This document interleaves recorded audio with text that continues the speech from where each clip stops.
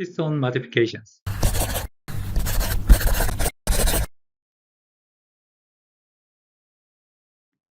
DNA is complex with a histone.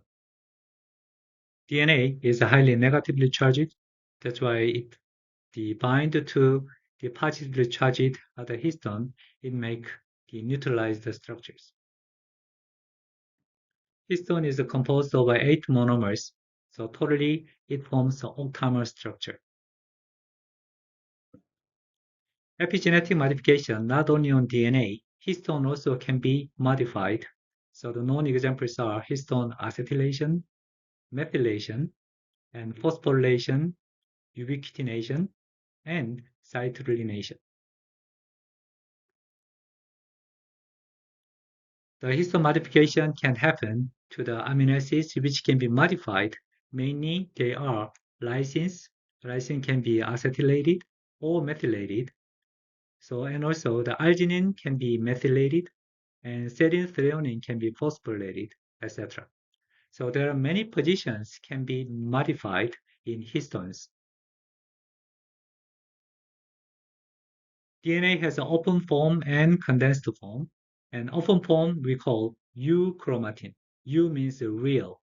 And this euchromatin is transcription on state because the RNA polymerase can have access to this area and they can make RNAs. In contrast, heterochromatin, more condensed form, this is the transcription of state. So if you look at the DNA structure, there are some heterochromatic and euchromatic area we can see.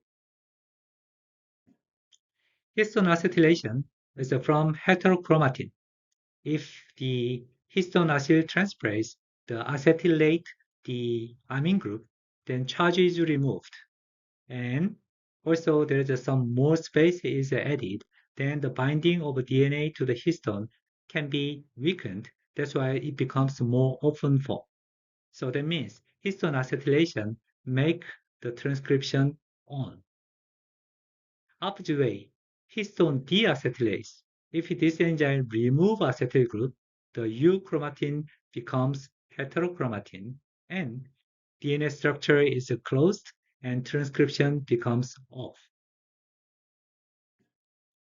Histone acetylation in cells, in normal cell, between HDAC and HET, the function is balanced. That's why this is kind of the harmonized status of the cells. In tumor cells, HDAC activity is increased. They removed the acetyl group from tumor suppressor genes. That's why the tumor suppressor genes population become lower. They cannot block the tumor generations.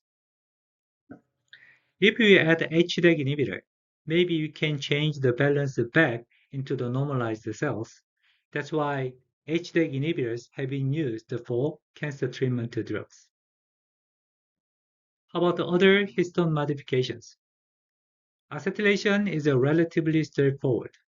More acetyl group is more gene expression on. Less acetyl group, heterochromatic, and transcription off. For other modification, methylation, phosphorylation, or ubiquitination, their effect is a case by case. So it's a little difficult to make general call of those effects.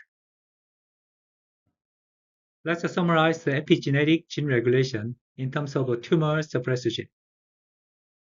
When the acetylation the pattern is the balanced, the cells are in normal status. When the acetylation state is decreased, then the chromatin becomes the compact and also the chromatic structure.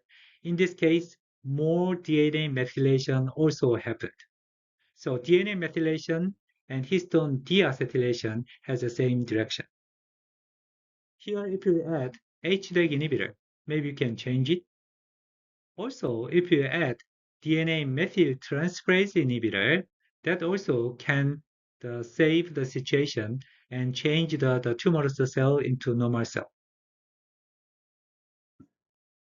How about the mapping of histone modifications?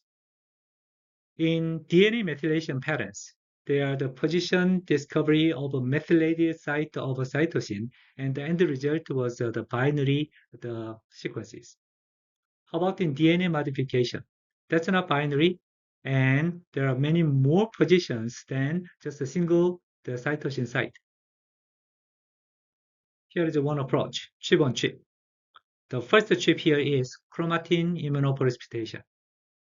Immunoprecipitation sounds like we utilize antibody. So here is the complex of a histone with a DNA, and we select the POI, the point of interest. We select the position of the histone and also modification manner. Let's say acetylation. Then we make fragments of them, and then the DNA-bound histone can be isolated by antibody depending on those POI. They enriched this sample. Now we release the DNAs, and then this DNA is sequenced by different method. So usually we use a DNA chip technology, and then this DNA is hybridized here, and then we can figure out this POI happens which site of DNAs.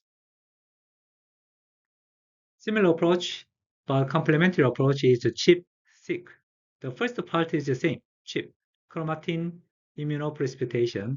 After we collect those DNAs, instead of utilizing DNA microarray, we inject them into NGS sequencing.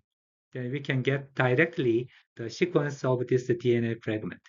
And this is how we can get the POI-bound DNA sequences. Now let's try to make an epigenetic map. So here is the reference DNA. Through DNA methylation, we can figure out which C is methylated. This is the digital information. Now, for the histone demodification, we needed to choose POI. Let's say H3 histone K9 position and acetylation. And we can figure out which DNA site has increased acetylation on histone 3 K9. Similar way, we can choose H4, K20, and methylation. Well, methylation can be single methylation, double methylation, triple methylation. So even more complicated situation, you can choose one of them, then you can get the map. Okay, those area has a high methylation. Or you can choose H2A, the K119 position, ubiquitination. So similar way, you can get out those kind of the pattern. Then you can define your POI and analyze the effect of your interested genes, the epigenetic the effect. Now this the process can be continued to cover as many as possible genetic mapping. So to summarize, you have a reference gene. DNA methylation gives you one binary sequence. Now, histone modification map is much more complicated and also a little analogous rather than digital.